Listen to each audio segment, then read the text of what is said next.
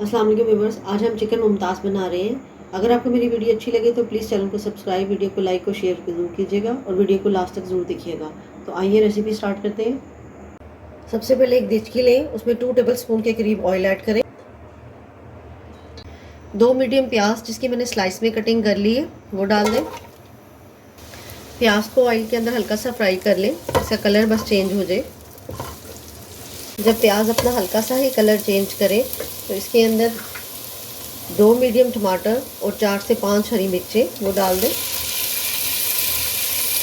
और इनको भी हल्का सा इसके अंदर ही फ्राई करें।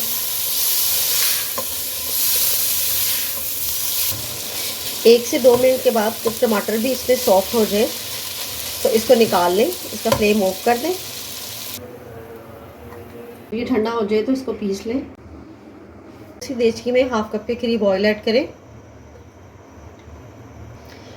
इसमें 1 बादियान का फूल, हाफ टी स्पून साबित काली मिर्च और 1 टीस्पून साबित ज़ीरा और 4 सब्ज़ इलायची।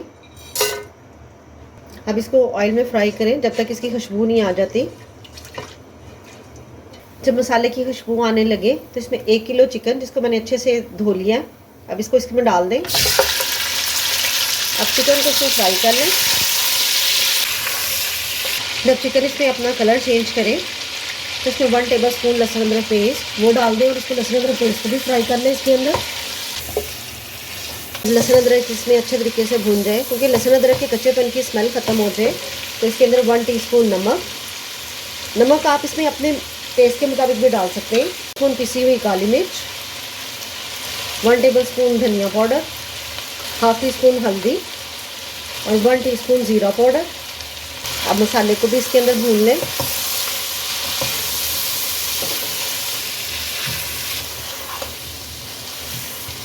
एक मिनट के बाद जब इसमें मसाला अच्छी तरीके से मिक्स हो जाए तो ये जो हमने प्याज और टमाटर का हमने जो मिक्सचर तैयार किया है वो इसमें डाल दें। अब इसको इसके अंदर भूनें।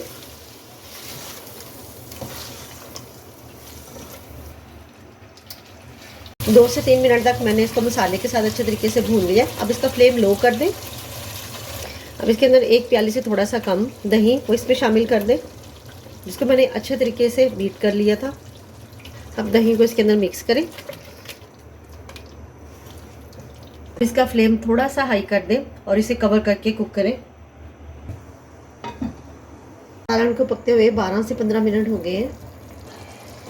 इसे मिक्स कर लें। स्पून पिसा हुआ गरम मसाला और 1 टीस्पून कसूरी मेथी, इसे मिक्स करें। इसके अंदर 3 to 4 टेबल स्पून के करीब इसमें क्रीम डाल दें। अब क्रीम को इसके अंदर मिक्स कर लें।